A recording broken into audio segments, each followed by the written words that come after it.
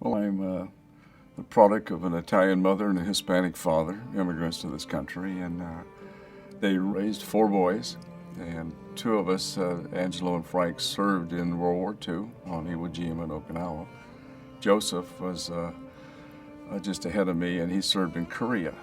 I had a very patient father who used to throw tennis balls at me all the time when I was a little puppy. And eventually I just started falling in love with baseball. And I played a little bit of Double A. And then I just started having a little trouble with the eyes. I didn't realize they were going. I couldn't pick up the slider worth a darn. And then I said, okay, that's it. I don't think I can push on. And I went back home brokenhearted. The old man says, God, how many kids really get that far? Look at it that way.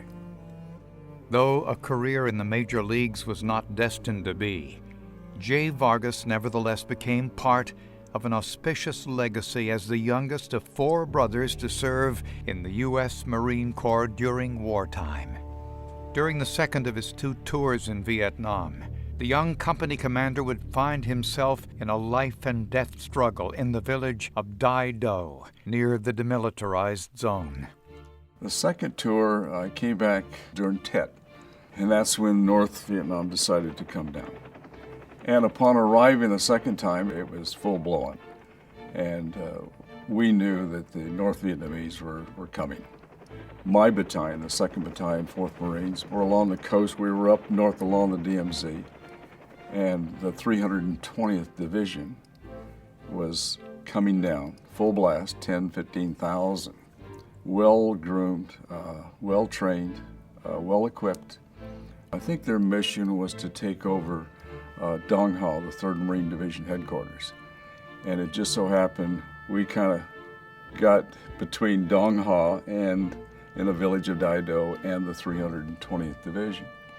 We were coming down to the new position, the base camp, and I had to march for about, took us about 5 or 6 hours to a night retrograde. We were receiving maybe 300 or 400 rounds of artillery was coming on us. We marched throughout the night, and we finally got in the base camp, and I didn't lose anyone, but we were all, I had one leg messed up, and everyone had shrapnel in them. So we made it into base camp, and at 4 o'clock in the morning, I was told that you're going to be getting aboard some landing craft, and you're going to go down the Qua Viet River towards Dai Do. And no one had slept now for 36 hours. So we went down on the 2 river boats. We were being fired at, and my battalion commander came and gave me my orders. 2 of our companies were hurt pretty bad, and my mission was to go through everybody. And the minute you land at Dai Do, I want you to continue and push on through. One of my platoons, 2nd platoon, got pinned down by heavy machine guns. In fact, we all got pinned down about, we were probably 3/4 of the way through the rice paddies, and we couldn't move anymore. And I don't know what I said. Okay, give me 4 Marines. I'm gonna go up and take the machine guns. So I went forward with 4 Marines, and they got hit immediately. So I ended up all by myself up there. But I knocked out 3 heavy machine guns and killed 14 in the trenches that I got hold of. And that opened us up, and we came through and continued the attack. Got all my wounded, and I lost 3 boys that day, 3 tough Marines. But I got them out of there with helicopters and so forth, and we thought we had secured Dai Do. But the NVA decided to counterattack.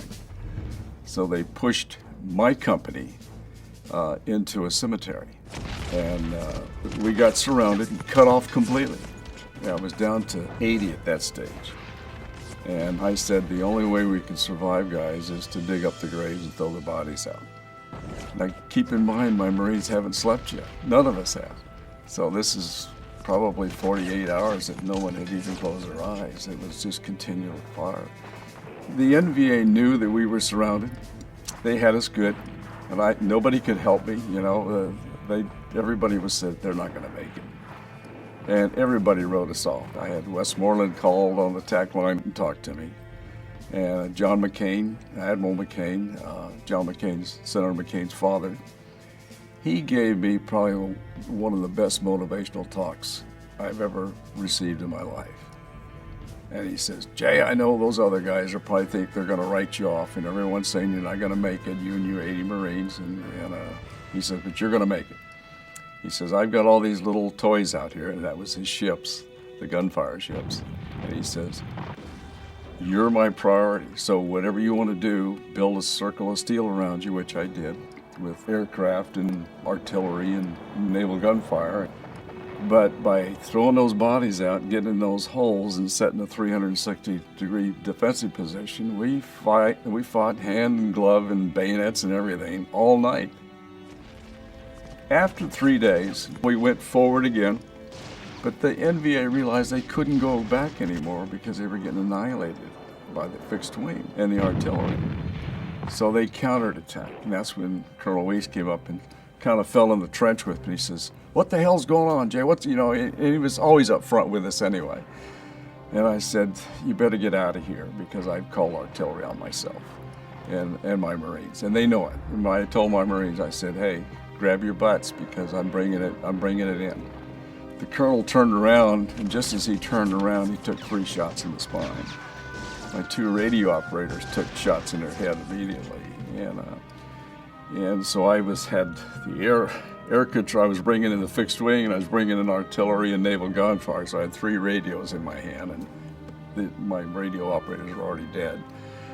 But so it was time to kind of retrograde.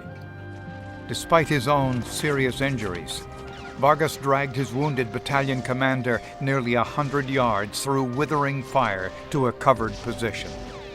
He continued to coordinate his remaining Marines' defensive actions and call in deadly airstrikes until the attacking North Vietnamese were finally silenced.